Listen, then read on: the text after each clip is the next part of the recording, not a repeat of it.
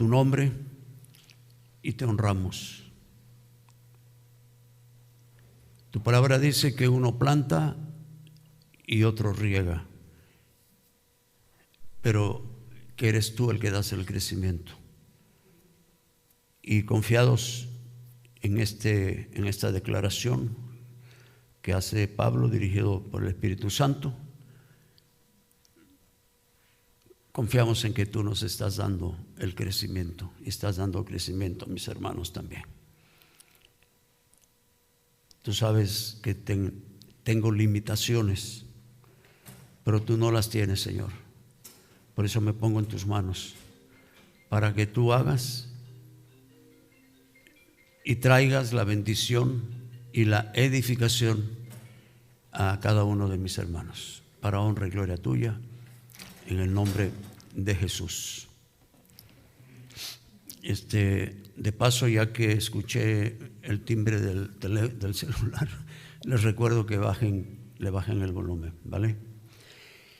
No sé si les ha pasado en la trayectoria de sus vidas cristianas que por momentos no sienten a Dios cercano y determinan que se ha alejado de ustedes, preguntándose: ¿y en dónde está Dios en tiempos de crisis?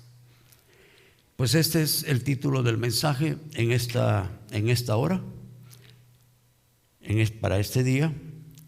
¿Y en dónde está Dios en tiempos de crisis? Algunos cristianos no se cuestionan nada ante esta pregunta y les es indiferente. Otros están tranquilos porque confían en que Dios tiene su tiempo. Otros no saben qué decir, pero se desaniman. Y los más carnales se resienten contra Dios y le reclaman como si Dios fuera su empleado. Hay muchos cristianos o llamados cristianos que están resentidos contra Dios y se han alejado. Y en esta pandemia sabemos de iglesias, porque lo han dicho los pastores, algunos hermanos ya no regresaron a la iglesia porque se resintieron contra Dios, porque perdieron su trabajo o porque se murió algún familiar, algún ser querido cercano. Hay una historia verídica y bíblica que le ocurrió al profeta Elías en un tiempo en donde se sintió deprimido y triste de tal manera que hasta pidió morirse. No fue el único, otros también pasaron por esa experiencia.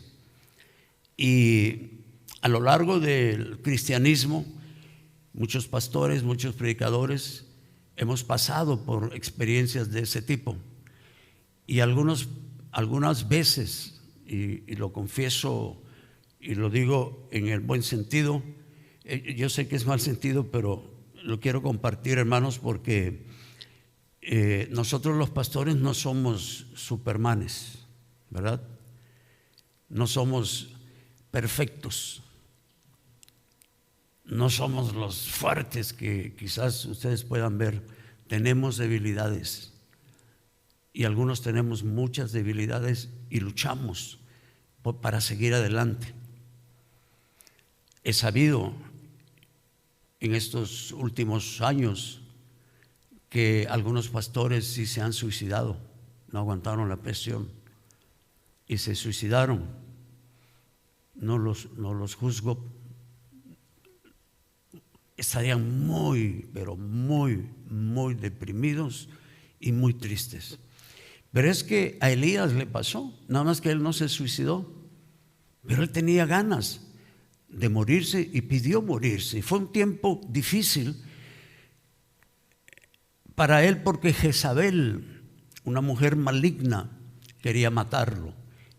Es que él había matado a los profetas de Baal, que eran los profetas que apoyaba a esta mujer maligna, Jezabel.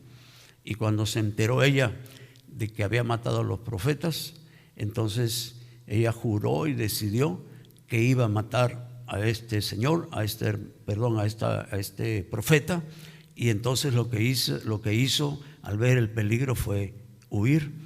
Y parte de esta historia se encuentra en el primer libro de Reyes, en el capítulo 19, y vamos a leerlo desde el versículo 1 hasta el versículo 10. Dice: Acab dio a Jezabel la nueva de todo lo que Elías había hecho y de cómo había matado a espada a todos los profetas, a los profetas de Jezabel o de Baal. Entonces envió Jezabel a Elías un mensajero diciendo: así me hagan los dioses y aún me añadan, si mañana a estas horas yo no he puesto tu persona como la de uno de ellos. Viendo pues el peligro, se levantó y se fue para salvar su vida, y vino a Berseba, que está en Judá, y dejó allí a su criado. Y él se fue por el desierto un día de camino, y vino y se sentó debajo de un enebro, y deseando morirse dijo: basta ya, oh Jehová, quítame la vida, pues no soy yo mejor que mis padres. Y echándose debajo del enebro, se quedó dormido. Y aquí luego un ángel le tocó y le dijo: levántate, come. Entonces él miró, y he aquí a su cabecera una torta cocida sobre las ascuas y una vasija de agua, y comió y bebió y volvió a dormirse. Y volviendo el ángel de Jehová la segunda vez, lo tocó diciendo: levántate y come, porque largo camino te resta. Se levantó pues y comió y bebió, y fortalecido con aquella comida caminó 40 días y 40 noches hasta Horeb, el monte de Dios. Y allí se metió en una cueva donde pasó la noche. Y vino a él palabra de Jehová, el cual le dijo: ¿qué haces aquí, Elías? Él respondió: he sentido un vivo celo por Jehová, Dios de los ejércitos, porque los hijos de Israel han dejado tu pacto, han derribado tus altares y han matado a espada a tus profetas, y solo yo he quedado, y me buscan para quitarme la vida. Aquí tenemos una receta para cuando se encuentren deprimidos o deprimidas. Duerman. Y luego coman una tarta, una torta, o tarta decía, ¿no? Ahí. ¿Ah? Torta.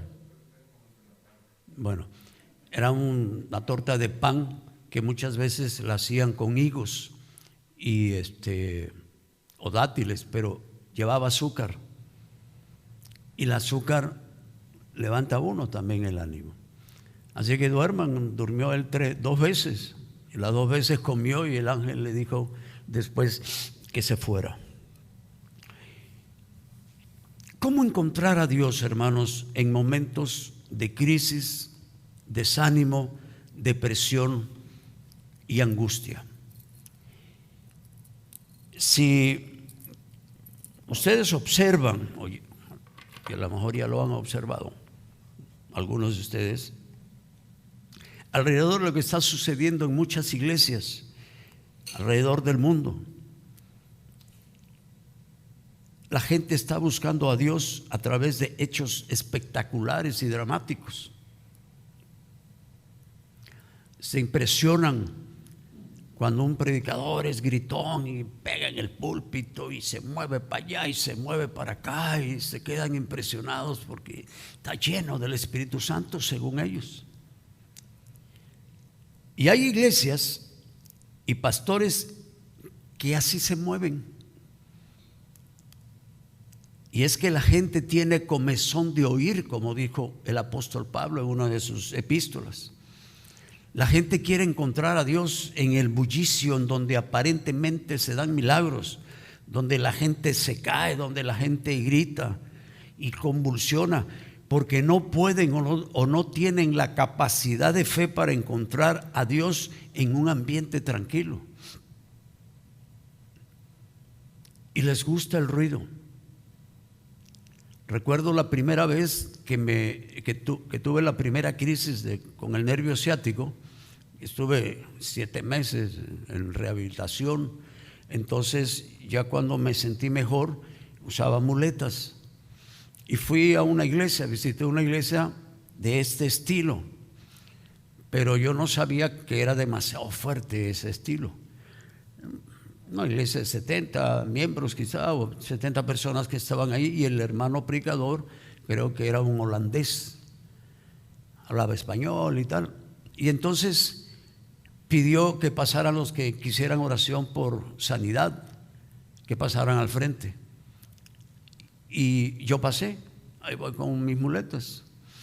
Y entonces oró por otros que estaban ahí, y ya cuando vino ante mí, puso su mano acá, y los demás se cayeron o se tiraron.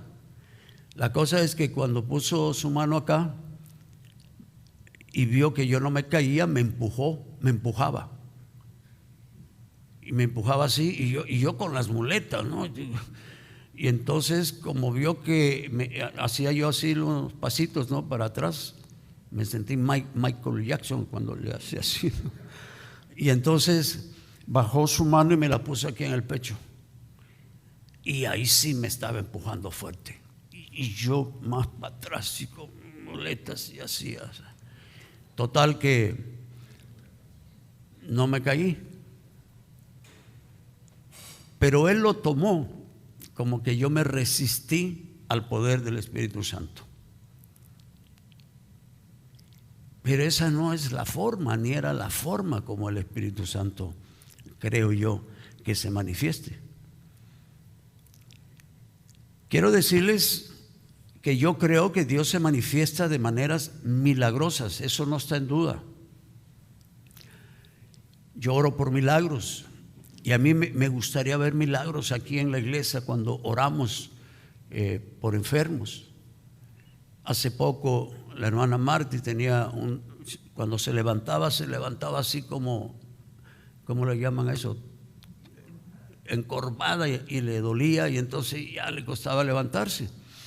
Y ella pasó al frente y oré por ella, y después me dio testimonio que se le había quitado el dolor y que se fue a sentar, y ya después se levantó como que no tuviera nada, ¿no? Y digo, gracias a Dios por ello.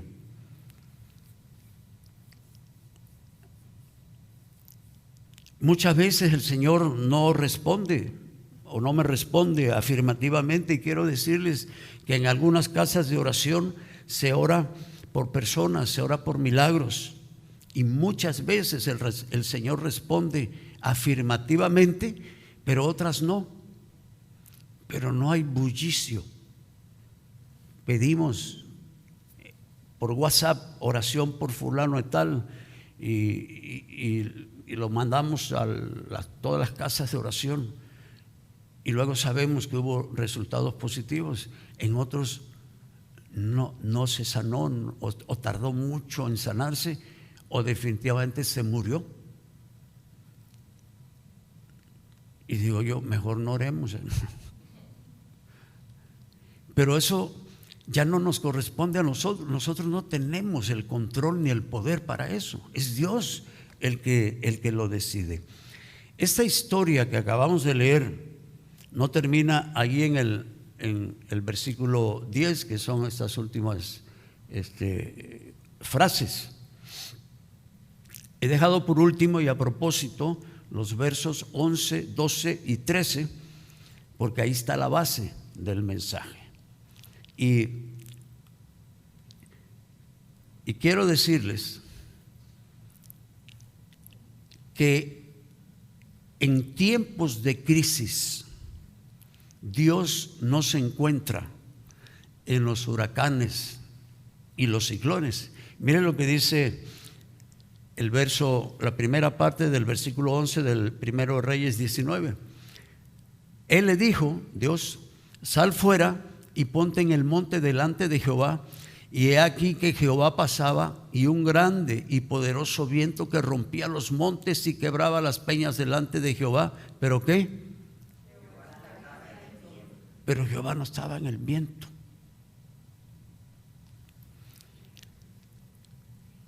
Elías fracasó en el mismo punto en el cual él era más fuerte. Y no solamente él pasó por desánimos. En la Biblia aparece el hombre más sabio, que comprueba que es el más necio, Salomón. Y justamente como el hombre más manso, Moisés habló palabras apresuradas y amargas en un momento de su vida. Abraham falló en su fe, Job falló en su paciencia. Y de esta manera, quien era el más valiente de todos los hombres, Elías, el profeta Elías, huyó de una mujer enojada. Cualquiera huye, va, una mujer enojada. Quítense que ahí viene, ¿no?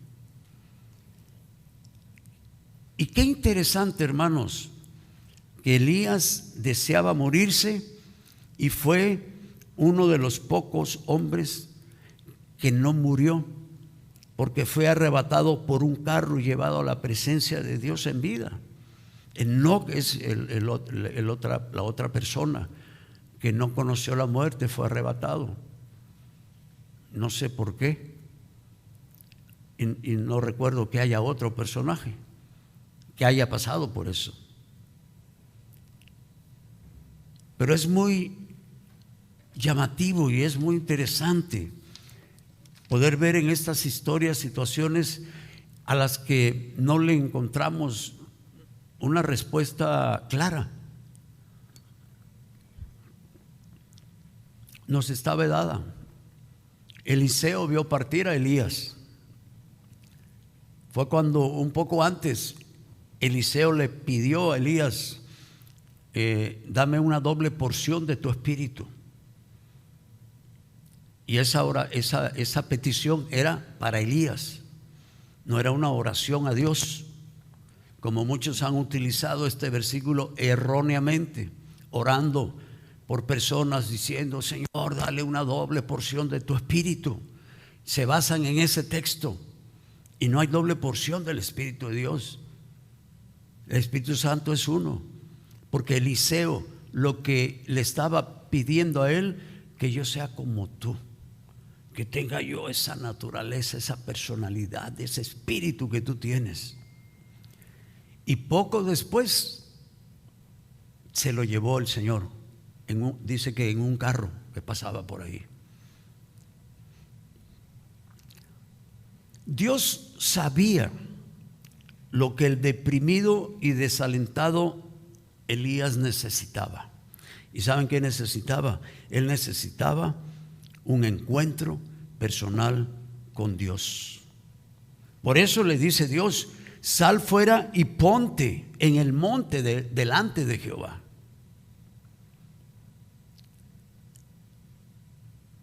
En realidad no había nada fundamentalmente mal en la teología de Elías, pero en ese momento había algo que faltaba en su experiencia. Y Dios trajo su presencia ante Elías, pero primero para mostrarle en dónde Dios no se encontraba. Y se lo dice, y lo dice ahí: pero Jehová no estaba en el viento. En segundo lugar, Dios no se encuentra en los sismos fuertes de la tierra. Primero de Reyes, capítulo 19, versículo 11, la segunda parte. Y tras el viento, dice, un terremoto, pero Jehová no estaba en el terremoto. Una vez más, Dios le muestra en donde él no se encontraba. Como muchos otros, Elías probablemente solo buscaba a Dios en manifestaciones dramáticas. Y ciertamente Dios algunas veces aparece de tales maneras, pero Él a menudo aparece en ambientes menos dramáticos. Esta misma lección debe ser aprendida una y otra vez por todos nosotros. Mira lo que dice Zacarías capítulo 4, versículo 6. Entonces respondió y me habló diciendo: Esta es palabra de Jehová a Zorobabel, que dice: no con ejército ni con fuerza, sino con mi espíritu, ha dicho Jehová de los ejércitos. Hay un corito muy famoso que alguien lo compuso hace muchos años, basado en este texto: no es con espada ni con ejército, mas con tu Santo Espíritu y esta iglesia se moverá, etcétera, etcétera. Ya no los entusiasmo más con mi voz. No es con ejército ni con fuerza, sino con mi espíritu. No es por tu fuerza, no es por tu capacidad, no es por tu inteligencia, no es por los dones que tú tienes o que tengamos. Es por el poder de Dios a través de su Espíritu Santo. En 2 Corintios capítulo 10 del versículo 3 al 6 dice esto: pues aunque andamos en la carne, no militamos según la carne, porque las armas de nuestra milicia no son carnales. No es el fusil, no es el rifle, no es la metralleta, no son bombas, no son tanques de guerra. No. Dice: las armas de nuestra milicia no son carnales, sino poderosas en Dios para la destrucción de fortalezas. Fortalezas espirituales está hablando, derribando argumentos y toda altivez que se levanta contra el conocimiento de Dios, y llevando cautivo todo pensamiento a la obediencia a Cristo, y estando prontos para castigar toda desobediencia cuando vuestra obediencia sea madura. Es decir, no perfecta, madura sería la mejor traducción. Cuando vuestra obediencia sea madura. O sea que la obediencia, según entiendo, va madurando. Al principio nos cuesta trabajo obedecer, pero si seguimos luchando y nos seguimos metiendo con el Señor y seguimos yendo a la iglesia y seguimos sirviéndole y estar atento a lo que dice el Señor en su palabra para que yo la ponga por obra,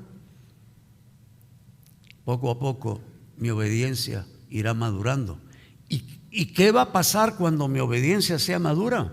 Pues va a pasar esto: poderosas en Dios para la destrucción de fortalezas, y podrás derribar argumentos de aquellos que se levantan en contra de Dios y en contra de nuestro Señor Jesucristo, y toda altivez, soberbia u orgullo que se levanta contra el conocimiento de Dios. Y entonces vamos a llevar cautivo todo pensamiento a la obediencia a Cristo, y la gente se va a interesar.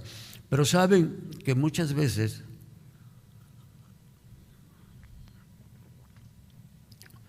cuando nos cuesta llevar o hablarle a la gente de Jesús, muchas veces es porque no tenemos el poder de Dios. No estamos llenos de la presencia de Dios. Porque cuando uno está lleno de la presencia de Dios, escucha esto, hermano, cuando uno está lleno de la presencia de Dios, una de las primeras cosas que quieres hacer es hablarle a los otros de Jesús, de lo que ha hecho en tu vida. Porque entiendes que no puedes callarlo. El que ha nacido de nuevo, el que ha experimentado ese cambio drástico en su vida, arrepentimiento significa que doy media vuelta al camino que yo llevaba y me regreso para buscar el mejor camino. Y mientras no busquemos al Señor y pasemos tiempos con Él continuamente y leyendo su palabra y buscándole, vamos a tener poco poder del Espíritu Santo. Y por eso no queremos hablar. Por eso muchas veces nos cuesta trabajo hacer cosas relacionadas con Dios, porque nos falta poder, hermanos. Y no estoy hablando de poder de fuerza física, porque aunque este cuerpo, dice, el hombre exterior se va desgastando, el interior se va renovando y creciendo en el Señor. Les he repetido varias veces el Salmo 103, que el Señor es el que perdona todas mis iniquidades, el que sana todas mis dolencias, el que me rescata del hoyo de la vida, el que me corona de favores y misericordias, el que sacia de bien mi boca,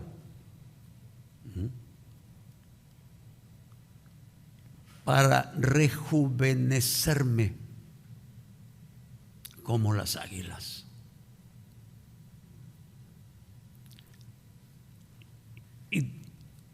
Y uno podrá tener enfermedades, achaques, hernias discales, diabético, alta tensión, problemas con el colesterol.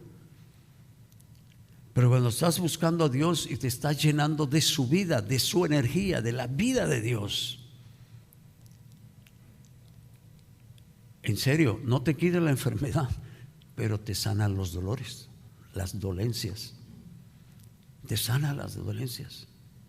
Y aunque están ahí, tú sientes como que no tienes nada. Y vas para adelante, hermano. Y en eso tenemos que enfocarnos. Se debe de lamentar que la mayoría de los que profesan obstinadamente se aferren al fatal error de buscar demostraciones de poder de alguna u otra manera. Lo he visto, he conocido personas así. En algún momento de mi vida, cuando estaba yo en una denominación muy cerrada, muy legalista, y decían que creían en los milagros, pero nunca oraban por enfermos, ni se oraba por cosas así normales, digo yo, las que hacemos nosotros. Entonces llegó un momento en que yo sentía frialdad y decía yo, hay más, yo creo que hay más. Y empecé a conocer pentecostales, iba yo a alguna iglesia pentecostal y yo veía cómo son de alegres estos hermanos y cantan fuerte y hablan en lenguas y hay milagros y cosas de ese tipo, que no dudo que los haya. Pero yo quería ver cosas dramáticas, así espectaculares. Y me llamaba la atención y yo llegaba, yo veía al predicador que oraba y pasen al frente y ahí va Paco Garnica al frente para que oren por mí y me encuentro con el predicador así de frente con su mano así y plum, y me tira y no me tiró el Señor, me tiró Él por el impulso, el impacto que tuvo aquí en mi pecho. Y yo también aproveché y me tiré por solidaridad con el hermano, porque no estaba pasando por el Espíritu Santo el tema. Y ahí me quedé unos 10, 15 segundos y me volví a levantar y me fui a sentar. Y ahí dije, qué ridículo es esto que he visto. Porque mucho de eso es mucha pantalla. Yo no digo que no se manifieste en alguna ocasión, pero siempre y la gente que se cae, he visto que es gente que está predispuesta para eso, porque ellos solitos se dejan ir y saben que hay alguien atrás que lo va a agarrar. Y vi mucho de eso. Y entonces dije, no es por acá. Y vi mucha manipulación y entendí mejor lo del tema del don de las lenguas, la interpretación. Y dije, no, esto no es por acá. Porque también conocí el extremo pentecostal y regresé. Pero tampoco podía regresar yo ahí al hielo. Entonces Dios me empezó a ministrar para balancear las cosas. ni muy, muy, ni tan, tan. Balanceado, equilibrado. Porque la Biblia enseña, lo dice Pablo en una de las epístolas, hágase todo decentemente y con orden. Y esto es de lo menos que hay en estos lugares. A veces hasta la decencia se pierde. Y en tercero y último lugar, Dios no se encuentra en el fuego. En tiempos de crisis, Dios no se encuentra en el fuego, ni en los terremotos, ni en los huracanes y ciclones. Primero de Reyes 19, primera parte del versículo 12. Y tras el terremoto, un fuego. Pero Jehová no estaba en el fuego. Por tercera vez, Dios le muestra en dónde él no se encontraba. No estaba en el fuego tampoco. Entonces, pues ¿en dónde estaba Dios? Si no estaba en estas cosas espectaculares, entonces ¿en dónde estaba? ¿En dónde podemos encontrar a Dios en tiempo de crisis? Pues nos lo enseña el versículo 12, la segunda parte. Y tras el fuego, ¿qué dice? Un silbo apacible y delicado. ¿Qué es apacible?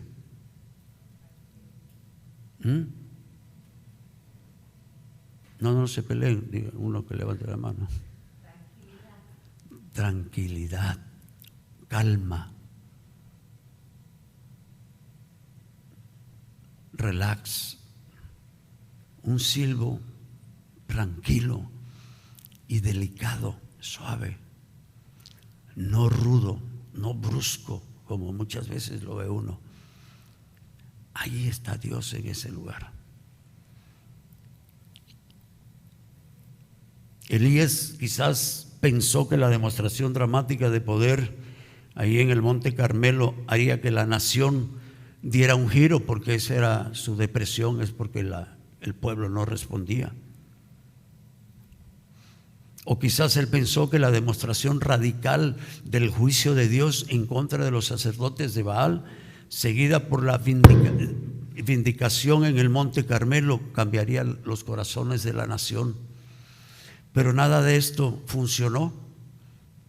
Y este ejemplo, hermanos, es importante para los cristianos, especialmente para nosotros los predicadores hoy en día, porque muestra de demostraciones de poder y el predicar la ira de Dios no necesariamente cambian los corazones, meten mucho miedo hacia Dios.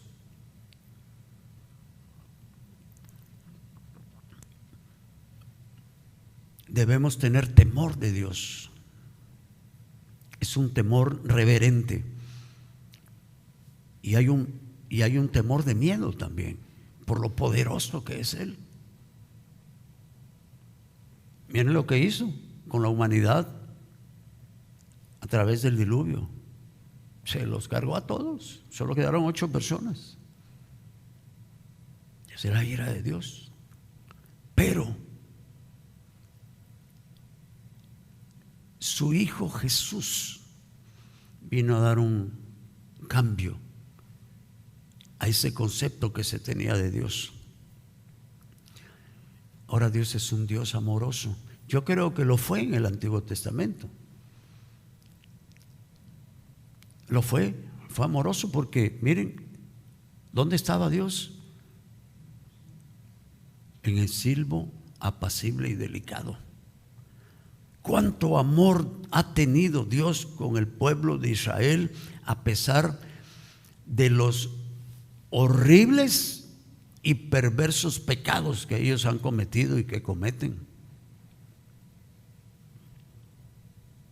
Algunos de los grandes ateos que van en contra de Dios y se dedican ellos están dedicados a demostrar que Dios no existe y hablan mal de Dios, son de ascendencia judía. De hecho, el anticristo se cree que va a ser mitad judío. Algunos dicen que es judío, procedente de los judíos, y otros dicen que mitad judío y mitad árabe, para que lo puedan aceptar también los musulmanes. Judío. El creador de la ideología comunista, judío. También muchos premios Nobel. Mucha marca de ropa, Levi's, Levi's Strauss, judío. Computadoras, judío. Y te puedo hacer una lista grande, numerosa, de cuántas cosas nosotros disfrutamos gracias a los judíos, porque ellos lo inventaron. Pero muchos se han ido en contra de Dios. Hay en Google, en YouTube y también en Google, uno puede encontrar información sobre los protocolos de los sabios de Sión. Los protocolos de los sabios de Sión. Es como un manifiesto que ellos tienen. Algunos dicen, judíos dicen que no, que a saber quién escribió eso, pero la verdad es que tú lees eso y es justamente lo que está sucediendo aquí en nuestro planeta de unos años para acá, y lo tienen ellos programado, tienen una agenda. Entonces, si esto no es cierto, ¿por qué está sucediendo lo que está sucediendo? Que lo dice ahí, está escrito en esas declaraciones que ellos tienen, y son judíos. El pueblo de Israel era perverso, adoraba a dioses, sacrificaban a sus hijos, llegaron a comerse a sus hijos. Antropofagia, creo que se llama eso, a comer carne humana. Cuidado también con el miedo, ese miedo negativo hacia Dios. Yo tengo que acercarme, y yo lo he ido aprendiendo a lo largo de mi vida, porque yo sí le tenía miedo a Dios.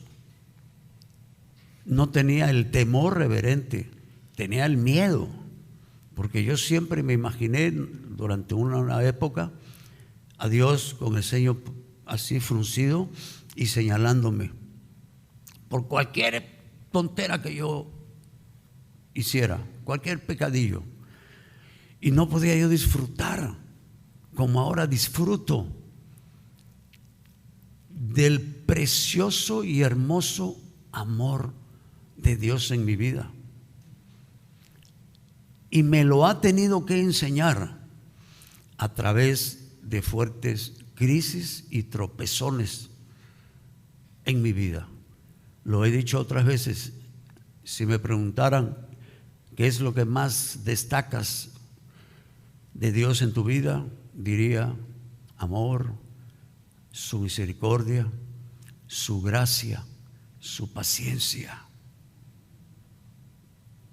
Porque Dios nos ama. Nos ama de tal manera que envió a su Hijo Jesús. Porque la palabra de Dios dice que el amor de Dios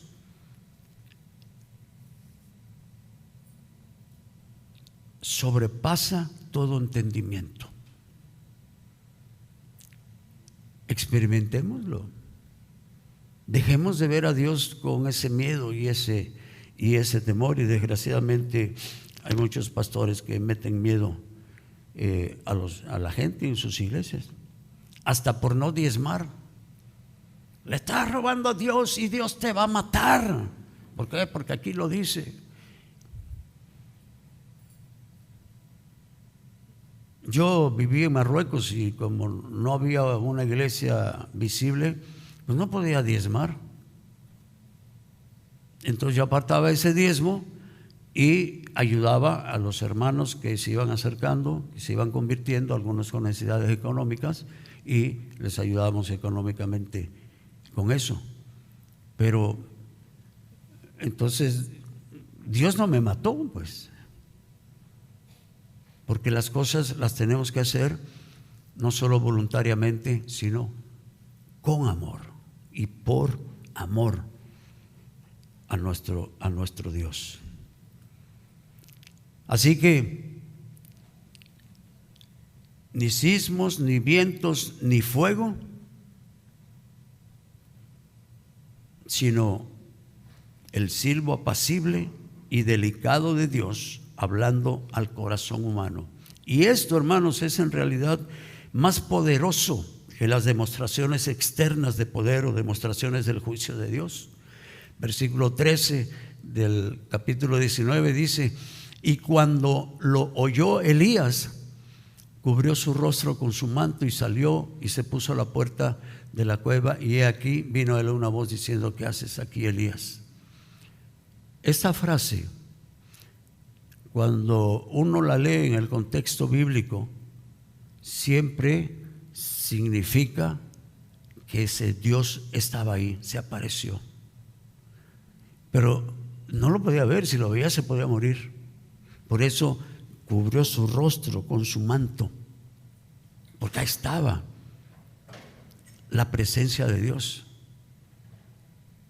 la poderosa presencia de Dios. Así que en las crisis, voy terminando, y problemas, encontrarás a Dios en la tranquilidad y quietud de tu tiempo e intimidad con Él. Porque Dios es un Dios decente y es un Dios de orden. Los milagros ocurren cuando Dios quiere o quiera que ocurran, y los va a manifestar aunque no se los pidas, porque Dios es sorprendente. Por oraciones que yo he insistido para que suceda algo, nunca suceden.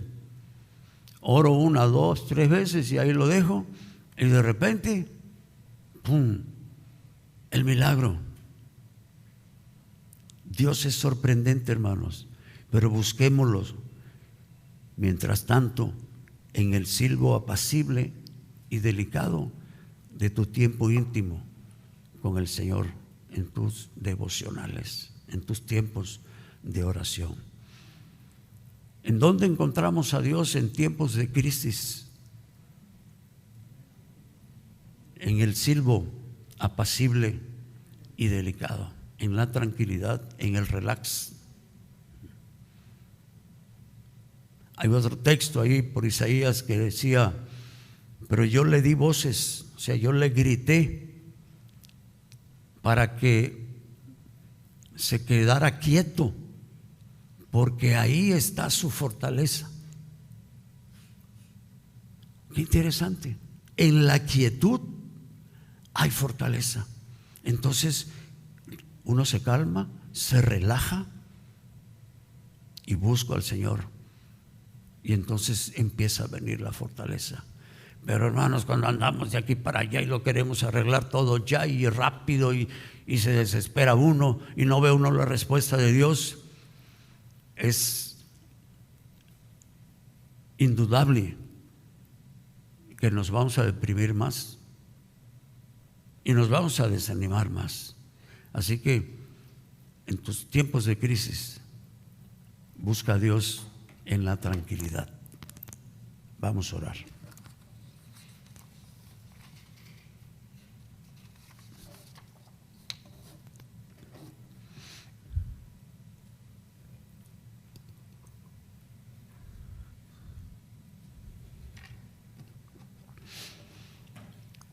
Padre, gracias por tu bendita palabra.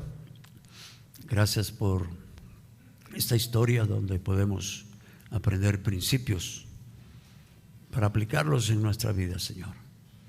Yo quiero pedirte, Señor, en este momento, quiero pedirte que nos enseñes y que pongas en la mente, el corazón y el espíritu de mis hermanos aquí presentes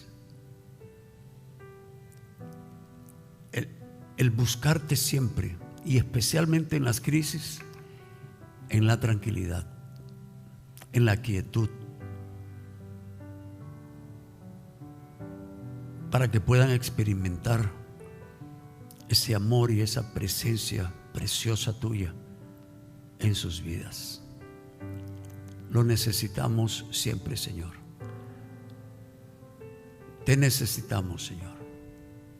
No queremos caminar solos, porque no es con espada, no es con ejército, es con tu poder, con tu Espíritu Santo llenándonos.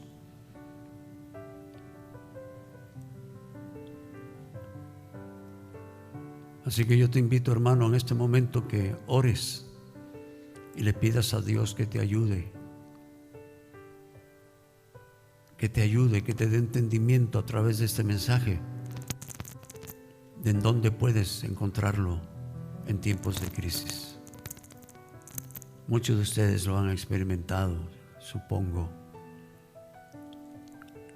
pero en esta mañana toma una decisión firme, convencida de que buscarás a Dios en la tranquilidad, y que te acuerdes cuando estés enfrentando algún problema fuerte, una crisis, que te tienes que calmar y entrar a la presencia de Dios para que Él te dé su paz, su tranquilidad, para que Él te dé la convicción de que Él arreglará el problema y no tú. O sea, no metamos las manos. En algún momento Dios nos va a decir: hazlo, anda, mete la mano. Pero generalmente Él lo quiere hacer porque Él se quiere glorificar y quiere que nosotros lo glorifiquemos y le demos la gloria y le demos la honra a Él. Que lo que hacemos, los logros que tenemos, los éxitos que tenemos, no se deben a nuestras capacidades, y tenemos que reconocerlo y darle entonces la gloria y la honra a Dios, porque Él fue el que me dio esas capacidades también y esa inteligencia, porque no todos tenemos el mismo nivel de inteligencia. Y muchas veces somos torpes. Pídele a Dios: Señor, yo quiero ser un cristiano, una cristiana con tu poder, lleno de ti, para poder estar bien, no para demostraciones de milagros y de poder, no para hacer un show o hacer un espectáculo. No, Señor, es para que yo pueda obedecerte en aquellas cosas que tú nos has pedido que hagamos. Por ejemplo, amar a nuestros enemigos. Señor, danos poder para amar a nuestros enemigos. Danos poder, Señor, para poner la otra mejilla, para caminar la otra milla cuando nos quieran obligar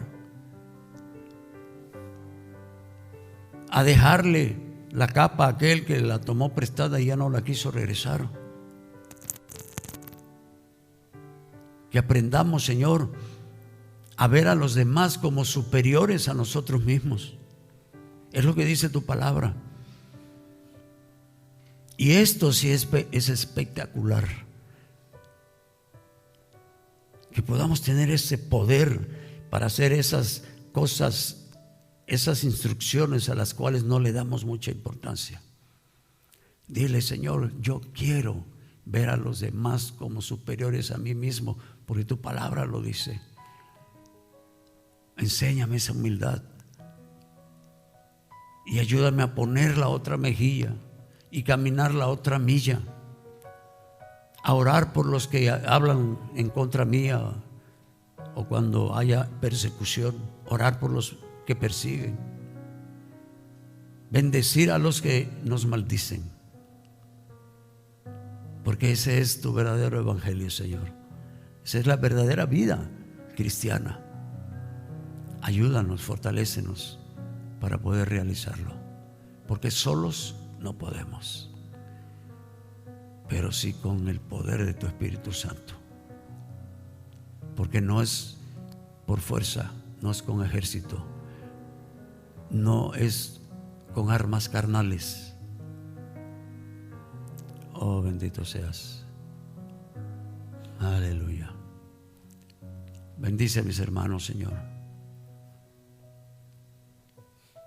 Dales una semana hermosa. Cuídalos como lo haces hasta ahora. Protégelos, cúbrelos. Dales para sus necesidades materiales, trabajo, dinero, salud espiritual, salud física, salud emocional, pero en ti, Señor, porque estamos en ti. Gracias, gracias, muchas gracias, Señor, en el nombre de Jesús. Amén. Amén.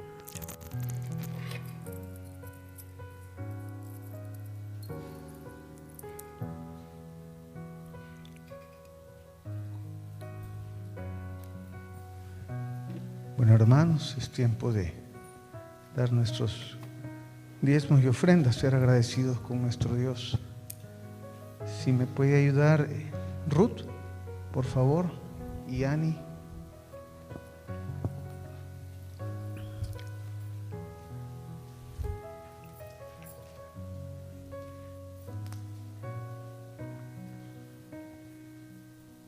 Gracias, Padre, qué hermoso es saber que en la tranquilidad contar siempre contigo, Señor.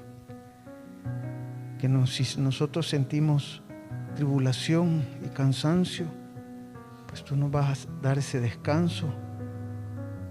Qué hermoso es saber de que podemos confiar en esa tranquilidad en ti, solo escucharte, Señor, y tener fe que tú vas a darnos nuestra mejor respuesta. Y como iglesia vamos a agradecer y dar lo mucho o lo poco, pero con gratitud, Señor, para los proyectos que como iglesia nosotros colaboramos, y a nuestros mismos hermanos, Señor, en